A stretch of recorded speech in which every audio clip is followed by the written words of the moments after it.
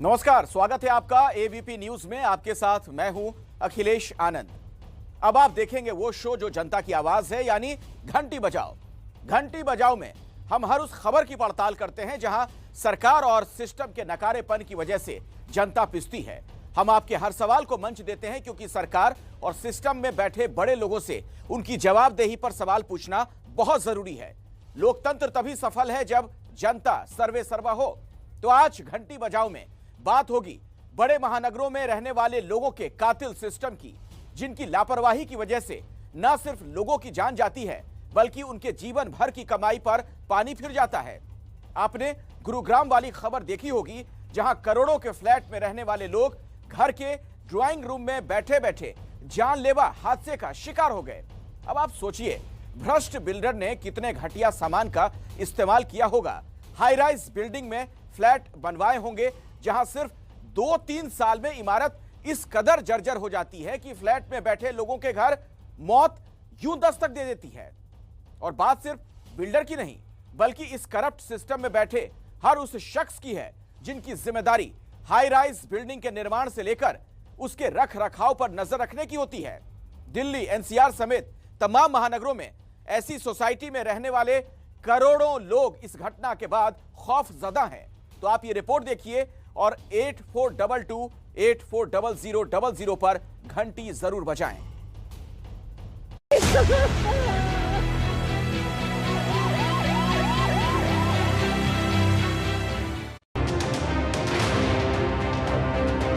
सामने देखिए वही टावर है जिसके छठे फ्लोर से ये शुरुआत हुई डाइनिंग रूम की। जब सीलिंग कोलैप्स हुई तो सीधा असर फर्स्ट फ्लोर तक के गया। ऐसे लगा और कितना धड़ मतलब इट्स वेरी स्केरी। इतनी तेज आवाज आई है कि बिल्डिंग्स आपकी कुछ टूट रही है। मैं बाहर बालकनी में भागी, मेरी फ्रेंड ने बोला श्वेता भागो बिल्डिंग गिर रही है।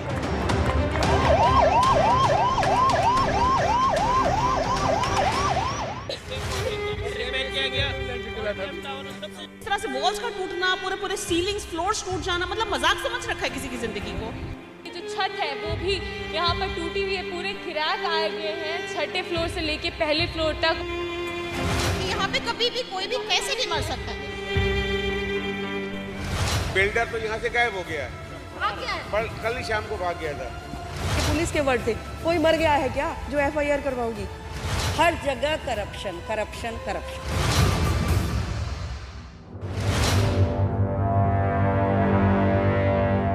ये भ्रष्टाचार ही है जो लोगों के सपनों को इस तरह मलबे में बदल देता है। इस भ्रष्टाचार का जितना जिम्मेदार इस इमारत को बनाने वाला बिल्डर है, उतना ही जिम्मेदार वो सिस्टम जो ऐसे बिल्डर्स को शह देता है। वरना ये कैसे संभव है कि एक पॉश हाउसिंग सोसाइटी जहां एक फ्लैट की कीमत करीब 2 करोड़ रुपए है, वहां एक साथ 5 फ्लैट की छतें धड़ाधड़ गिर पड़े।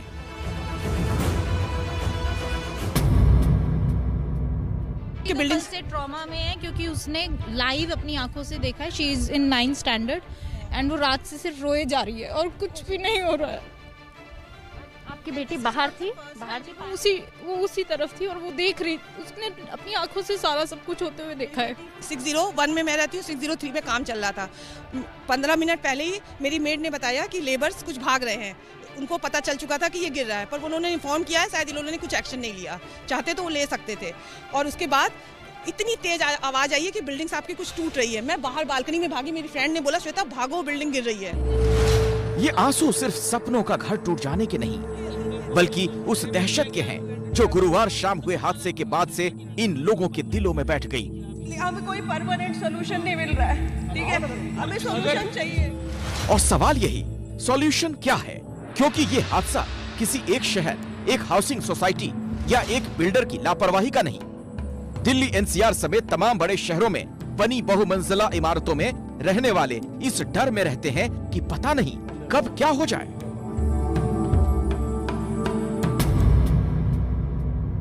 अभी कुछ दिन पहले कुछ दूसरे सोसाइटी में छत गिर गया था। हमारी सोसाइटी में कुछ एक टावर्स में पूरा सीलिंग फैन सहित गिर गया था। तो अगर जो इस तरह की घटना हो रही हैं, ये बहुत माइन्यूट लेवल पे हो रही हैं, तो हो सकता है एक दिन पूरा एक हो सकता है पूरा एक घर गिर जाए। हाई राइज बिल्डिंग्स में रहने वाले लोग लाखों करोड़ों रुपए देकर भी बिल्डर की मनमानी का शिकार बनते हैं, क्योंकि पुलिस प्रशासन भी लोगों की बजाय बिल्डर के साथ खड़ा नजर आता है। गुरुग्राम की ये शिंटल्स पैराडिसो सोसाइटी की तस्वीर इसका सबूत है। यहाँ रहने वाले लोग पिछले 1 साल में सोसाइटी में घटिया कंस्ट्रक्शन को लेकर पुलिस से शिकायत कर रहे थे, एफआईआर दर्ज करने की मांग कर रहे थे, लेकिन तब पुलिस यहाँ झांकने भी नहीं आई। और अब इतना बड़ा हादसा होने के बाद पुलिस सोसाइटी के गेट पर दीवार बनाकर खड़ी हो गई, जिससे मीडिया अंदर ना जाने पाए, यहाँ रहने वाले अपनी शिकायत ना बता पाए।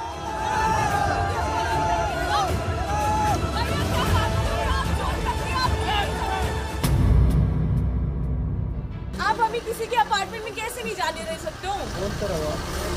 रेसिडेंट को जब प्रॉब्लम नहीं है अपने घर बुलाने में, तो आप मुझे खड़े होकर के यहाँ पे कैसे रोक रहे हो?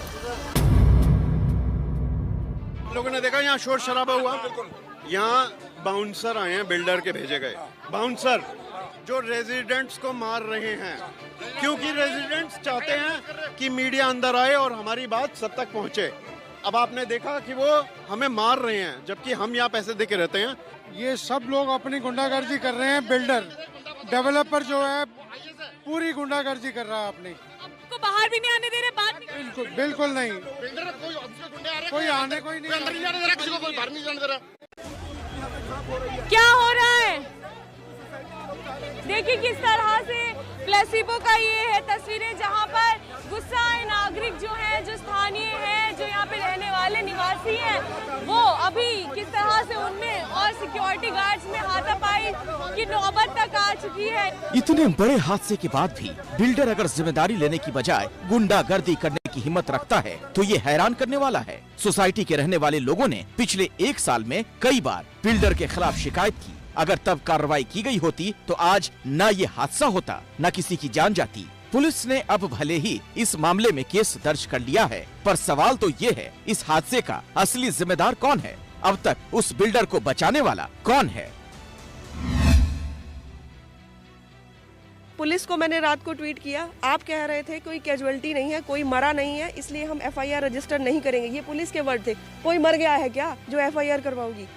आज मर भी गया है। ना कर रहे थे एफआईआर दर्ज, दोबारा नहीं, उसी सेम टाइम पे पुलिस के वर्ड्स थे, कोई मर गया है कि हम एफआईआर करेंगे।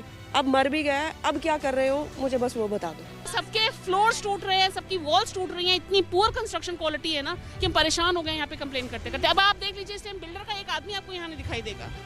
बिल्डर का पक्ष जानने के लिए एबीपी न्यूज रिपोर्टर अभिषेक रावत गुरुग्राम के सेक्टर 144 में शिंटल्स कंपनी के कॉर्पोरेट ऑफिस पहुँचे। वहाँ ताला लटका मिला। जो स्टाफ यहाँ आज अपनी ड्यूटी के लिए आया था, उनको भी यहाँ पर हमारे कैमरे के सामने प्रवेश नहीं दिया गया। यहाँ पर एक मोबाइल नंबर भी यहाँ लिखा हुआ है। कमर्शियल ऑफिस या रिटेल स्पेस के लिए अगर कोई इंक्वायरी करनी है तो इस नंबर पे कर सकते हैं। हमने इस नंबर पे भी जब कॉल मिलाया तो किसी ने भी हमारा कॉल पिक नहीं किया। हमें किसी तरीके से एक ईमेल आईडी मिला है, उस पर हमने उनका पक्ष जानने के लिए एक रिक्वेस्ट भेजी है, लेकिन अभी तक उसका भी कोई जवाब नहीं आया है।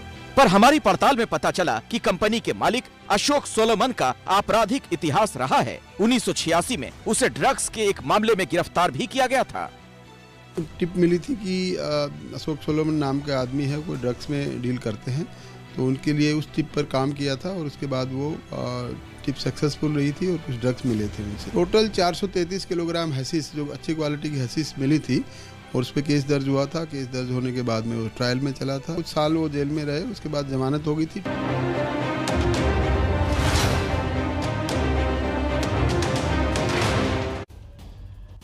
बिल्डर ज्यादा पैसे कमाने के लालच में बड़ी बड़ी बिल्डिंग बनाकर खड़ी कर देते हैं, लेकिन उसके निर्माण में कई बार घटिया सामान का इस्तेमाल होता है।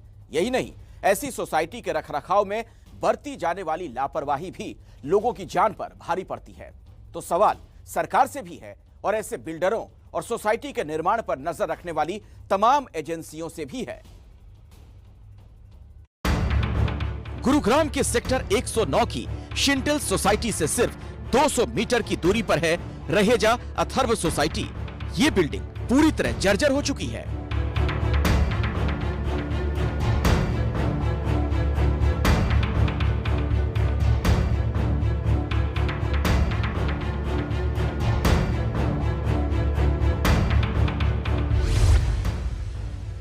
जरा ये तस्वीर देखिए आप, लग नहीं रहा है कि इस सोसाइटी को बने हुए महज सिर्फ 6 से 7 साल हुए हैं। देखिए जो यहाँ पर मटेरियल लगा है वो किस क्वालिटी का लगा है, एक बड़ा सवाल उस पर खुद खड़ा हो जाता है। जो अंदर सरिया लगा होता है लोहे का, वो तक साफ दिखाई दे रहा है। ये मैडम अंदर बाहर सब एक जैसा है। 20-20 किलो का ये कंक्रीट जैसे आप देख रहे हैं ना, ये गिरता है। और इसमें जो टाउन प्लानर्स हैं इनको हम शिकायत कर चुके हैं। सीएमओ ऑफिस में भी शिकायत हो चुकी है। पुलिस के पास जाते हैं, वो एफआईआर नहीं करती, कहती जब कोई मर जाएगा तब करेंगे। इस खतरे के बीच इस सोसाइटी में करीब 500 परिवार रह रहे हैं। दीवारों की हालत यह है कि हाथ लगाते ही दीवारों की सीमेंट गिर जाती है। यहाँ पर एंटर कर रहे हैं और देखिए जहाँ एंटर कर रहे हैं ये एंट्री पॉइंट है। और देखिए जरा ये यहाँ ये देखिए हाथ लगाते ही ये जो कितनी जर्जर कंडीशन इसकी है कि हाथ लगाते ही जो यहाँ पर पैच था सीमेंट का वो इस तरह से नीचे गिर जाता है। यहाँ हालांकि देखिए, अरे ये देखिए यहाँ के जो सोसाइटी के लोग हैं वो कितनी आसानी से इसको हाथ लगाते ही ये सिर्फ नीचे जा रहा है। इसकी इतनी बुरी कंडीशन हो गई, आप देख सकते हैं। और यही हाल पूरी बिल्डिंग का है। आप देखिए सीढ़ियों के रास्ते पर कितनी बड़ी बड़ी दरारें पड़ चुकी हैं। लोगों का कहना है कि जिस बिल्डिंग में हादसा हुआ यहाँ की हालत उससे कहीं ज्यादा खराब है।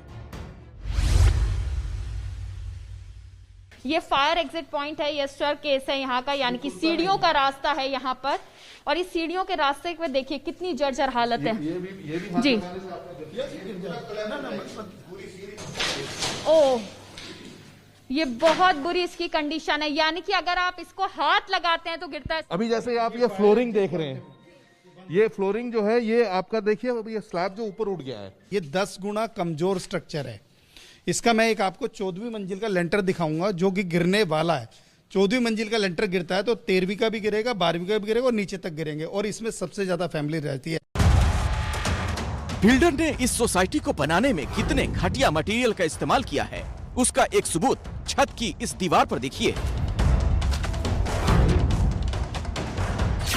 यहाँ के जो रेसिडेंट्स हैं वो इस तरह, ये देखिए जरा कितनी जर्जर हालत में ये दीवार थी कि अभी कुछ दिन पहले ही यहाँ पर ये काम हुआ था जहाँ पर इस दीवार को ठीक किया गया था, लेकिन बावजूद उसके हाथ लगाने के बाद भी ये जो पैचेस हैं, ये जो दीवार है, ये जो सीमेंट है, ये नीचे की हालत। और ये टैंक होगा कम से कम 40,000 लीटर का। बाय द वे ये गिरता है, ये 14वीं मंजिल को इम्पैक्ट करेगा, 13वीं को करेगा और ग्राउंड फ्लोर तक सारे रहेंगे। ऐसी ही किसी हादसे की आशंका से यहाँ रहने वाले लोग अपने बच्चों को सोसाइटी के पार्क में भेजने से भी डरते हैं।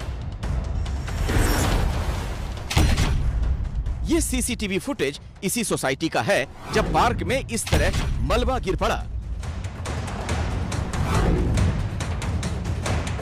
पहले भी मेरे साथ हादसा हो चुका है कई बार, तो इसलिए सेफ्टी के पर्पज से मैं बच्चों को अंदर रखती हूँ। बच्चे भी इवन डरे होते हैं कि मम्मी नहीं बाहर नहीं बैठेंगे, क्योंकि ऊपर से गिरता है तो देखो रिस्की है, चोट लगता है।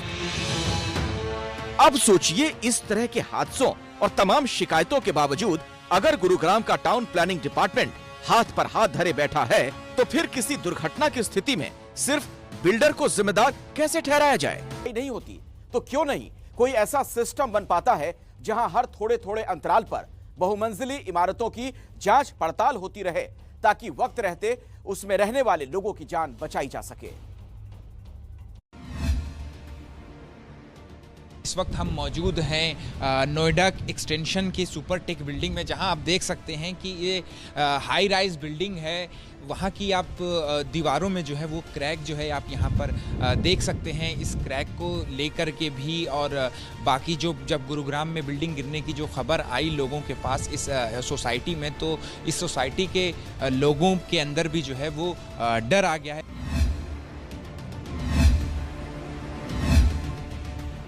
इस सोसाइटी में सैकड़ों परिवार रहते हैं। उनकी शिकायत है कि बिल्डर ने जिस तरह का घटिया निर्माण किया वो कभी भी हादसे की वजह बन सकता है। जिस घर में आप सीलिंग से फैन गिर जाता हो, पर्दा जब आप टांगते हो वो अटकता नहीं है, गिर जाता है, पिलर में कांटी आराम से घुस जाता है और टीवी सहित कांटी गिर जाता है, तो वहाँ पे आप क्या उम्मीद कर सकते हो? इस तरह की किसी भी बहुमंजिला इमारत को बनाने के लिए कागजों पर नियमों की कमी नहीं, मटेरियल से लेकर डिजाइन तक हर चीज को लेकर स्टैंडर्ड सेट है। फिर भी बिल्डर कैसे नियमों को ताक पर रख लेते हैं, ये बड़ा सवाल है। जो बिल्डिंग बायलॉज होते हैं उसमें डिफाइन किया जाता है कि ये लोकल ऑथर जो भी बिल्डिंग बनेगी वो बिल्डिंग बायलॉज के कंप्लाइंट होगी। बिल्डिंग बायलॉज का मतलब ये कि उसमें साइज ऑफ रूम क्या होगा, उसकी हाइट क्या होगी, उसकी फ्लोर कवरेज क्या होगी, बेसमेंट की क्या स्थिति होगी, और जब बिल्डिंग बनती है तो उसको कंप्लीशन सर्टिफिकेट लेना होगा। नमस्कार, मैं हूं अखिलेश आनंद और स्वागत है आपका घंटी बजाओ के इस खास सेगमेंट में, जिसमें महाराष्ट्र, गुजरात और पूरे पश्चिमी भारत की खबरें खास तौर पर दिखाई जाती हैं। आज इस सेगमेंट की शुरुआत एक ऐसे विवाद से संबंधित खबर से जो शुरू तो हुआ कर्नाटक से, लेकिन पलक झपकते पहुंच गया महाराष्ट्र। जी हां, हम हिजाब पर मचे हंगामे की बात कर रहे हैं, क्योंकि कर्नाटक से शुरू हुए हिजाब विवाद का असर अब महाराष्ट्र के मालेगांव तक पहुंच गया, जहां एक खास राजनीतिक संगठन ने हजारों महिलाओं को हिजाब पहनकर आने का न्योता तक दे दिया। उन्हें एक मैदान में बुलाया गया, जमा किया गया और इसे हिजाब डे के तौर पर मनाया गया। इससे पहले गुरुवार को इसी मसले पर मुस्लिम महिलाओं की भीड़ भी जमा करके एक सम्मेलन का आयोजन किया गया था, जिसके बाद पुलिस ने आयोजकों के खिलाफ आपराधिक मामला दर्ज किया। महाराष्ट्र के गृह मंत्री ने भी ऐसे प्रदर्शन और सम्मेलन के खिलाफ सख्त रुख अख्तियार कर लिया है। आखिर क्या है पूरा सच, आपको विस्तार से हम दिखाने जा रहे हैं, ये रिपोर्ट देखिए।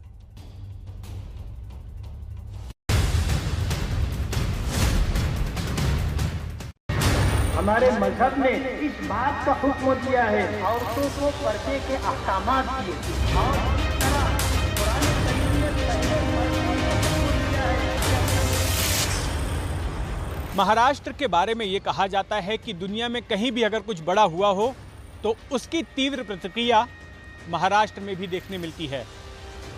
अब से 3 दशकों पहले जब ईरान ने लेखक सलमान रश्दी की किताब द सैटनिक वर्सेस पर पाबंदी लगाई थी और सलमान रश्दी के खिलाफ फतवा जारी किया था, तो मुंबई में दंगे हुए थे। इसी तरह से जब आसाम में दंगे हुए और म्यांमार में रोहिंग्यों के खिलाफ मुहिम चलाई गई, तो उसके खिलाफ मुंबई में आंदोलन हुआ। जब गुजरात में दंगे हुए तो उसका असर मुंबई में देखा गया। और इसी तरह से अब जब पड़ोसी राज्य कर्नाटक में हिजाब को लेकर विवाद हो रहा है, तो उसकी छाया भी महाराष्ट्र में नजर आ रही है। उत्तर महाराष्ट्र के शहर मालेगांव में गुरुवार को उमड़ी महिलाओं की ये भीड़ उस विवाद की एक कड़ी है जिसकी शुरुआत कर्नाटक से हुई। शर्म और हया के पेशे नजर हिजाब का समर्थन करने के लिए महिला मिलन का नाम देकर इस भीड़ को कथित तौर पर जुटाया गया था जमियत उलेमाए हिंद नाम के एक प्रमुख संगठन की तरफ से। भीड़ को AIMIM के स्थानीय विधायक मौलाना मुफ्ती इस्माइल ने संबोधित किया। 2 कदम साथ मेरे चलते तो देखा होता, खुद ब खुद तेरे ख्यालात बदल सकते थे। शुक्रवार को मालेगांव में हिजाब डे मनाया गया। हिजाब विवाद को लेकर चल रही इन हलचल को देख पुलिस हरकत में आई और 4 आयोजकों के खिलाफ बिना इजाजत सभा बुलाने का मामला दर्ज कर लिया गया। विधायक मुफ्ती सईद को भी नोटिस भेजी गई। डिपार्टमेंट का काम ये है कि शहर का लॉ एंड ऑर्डर बरकरार रहे, शांतता बाकी रहे, इसलिए कल के प्रोग्राम के बाद भी शहर में कोई वातावरण नहीं बिगड़ा। आज के हिजाब डे से भी शहर के अमन व अमान को कोई धक्का नहीं लगेगा। ये हमारी जिम्मेदारी है और हम अपनी जिम्मेदारी पूरी करेंगे। मालेगांव दशकों से एक संवेदनशील शहर माना जाता रहा है। इस शहर का सांप्रदायिक दंगों का इतिहास रहा है। यहाँ 2 बम धमाके भी हो चुके हैं और इस वजह से महाराष्ट्र सरकार मालेगांव पर पैनी नजर बनाए हुए है। इस बीच मालेगांव की मेयर ने प्रस्ताव रखा कि शहर के शैक्षणिक केंद्र उर्दू घर का नाम मुस्कान नाम की छात्रा पर किया जाए। मुस्कान वो लड़की है जिसका हिजाब पहनकर भीड़ का सामना करते हुए वीडियो वायरल हुआ था।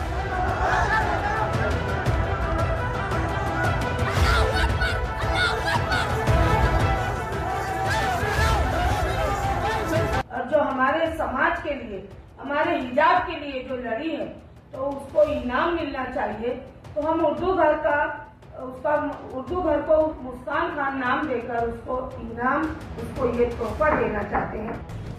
मालेगांव की हलचल को देखते हुए महाराष्ट्र के गृह मंत्रालय ने राज्य के तमाम पुलिस थानों को अलर्ट रहने का निर्देश दिया है। मालेगांव, बुल्ढाना और बीड में जमावबंदी लगा दी गई है। गृह मंत्री दिलीप वलसे पाटिल ने आदेश दिया कि हिजाब को लेकर राज्य में किसी भी तरह का आंदोलन न होने दिया जाए।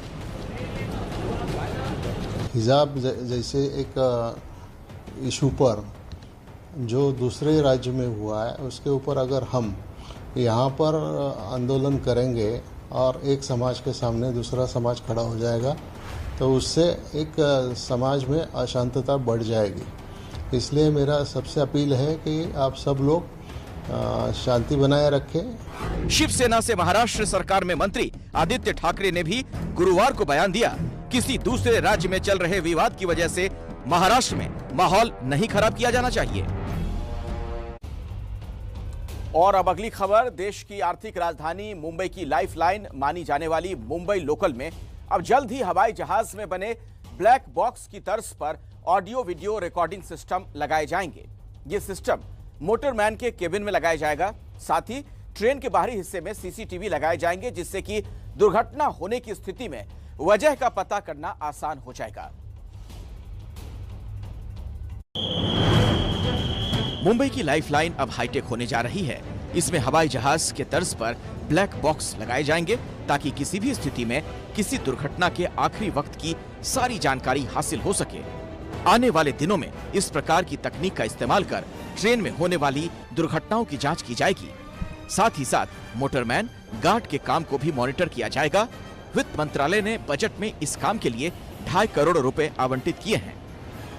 मैं इस वक्त मौजूद हूँ मुंबई के मुंबई सेंट्रल स्टेशन के एक ट्रेन कंपार्टमेंट में। ये सिस्टम जो है वो लोकोमोटिव में इंजन में लगाया जाएगा, मोटरमैन के कैबिन में लगाया जाएगा। आप देखिए कि इस कैबिन में किस तरीके से सिस्टम जो है वो इनबिल्ट किया गया है। ट्रेन के अंदर और ट्रेन के बाहर जो है इस तरीके का सिस्टम बिल्ड किया जाएगा। रेलवे की मंशा ये है इस पूरे काम के पीछे कि मोटरमैन के परफॉर्मेंस पे जो है वो नज़र रखी जाएगी और साथ ही साथ अगर भविष्य में ट्रेन में कोई दुर्घटना पाई जाती है, कोई दुर्घटना होती है, तो दुर्घटना के कारणों का जो है वो पता लगाया जाएगा। कुल 226 ट्रेनों में ऑडियो वीडियो रिकॉर्डिंग सिस्टम लगाए जाने हैं, जिसमें मुंबई डिवीजन के सेंट्रल और वेस्टर्न लाइन की लोकल ट्रेनें शामिल हैं। ऐसा करने से मोटरमैन गार्ड की परफॉर्मेंस और पूरी व्यवस्था को चाक चौबंद करने में मदद मिलेगी। 113 के आसपास हमारे पास लोकल की होल्डिंग है। उसके जो फ्रंट और रियर कैब दोनों में ये कैमरे लगाए जाएंगे। इसके अलावा फ्रंट में आगे की तरफ भी कैमरे लगाए जाएंगे। तो एक जो लोकल है उसमें 4 कैमरे टोटल लगाए जाएंगे। तो एक होलिस्टिक हमारा एक रिपोजिटरी, डाटा रिपोजिटरी क्रिएट होगा, जिसकी मदद से हम अपने ट्रैक की सेफ्टी और लोगों की सुरक्षा, पैसेंजर की सुरक्षा फर्दर इम्प्रूव कर सकते हैं। इस सब के लिए रेलवे के पास एक सेंट्रल डेटाबेस होगा। विजुअल स्टोर करने के लिए 2 TB की स्टोरेज कैपेसिटी होगी। 90 दिनों तक डेटा स्टोर किया जा सकता है। साल के अंत तक सभी लोकल ट्रेनों में यह सिस्टम इनबिल्ट कर दिया जाएगा। और अब अगली खबर शेयर बाजार से जुड़ी हुई है, जहां हफ्ते के आखिरी कारोबारी दिन यानी कि आज शुक्रवार का दिन बहुत निराशाजनक रहा है, या इसे कारोबार के लिहाज से आप ब्लैक फ्राइडे कह सकते हैं। सेंसेक्स और निफ्टी दोनों में भारी गिरावट दर्ज की गई। आखिर बाजार गिरने की वजह देश की इकोनॉमी है या कुछ और? आप देखिए हमारे संवाददाता कृष्णा ठाकुर की रिपोर्ट।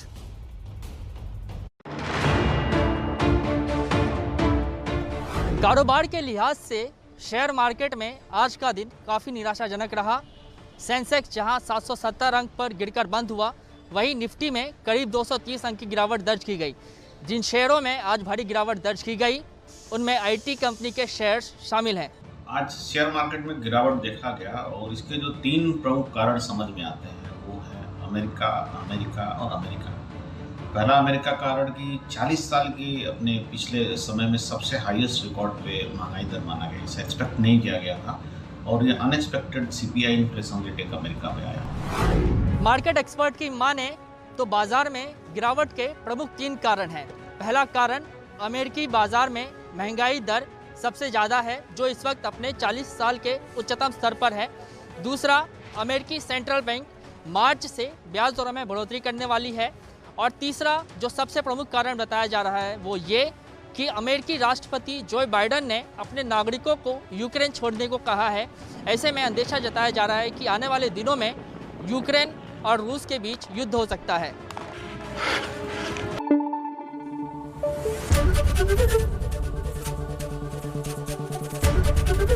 ABP न्यूज़ आपको रखे आगे।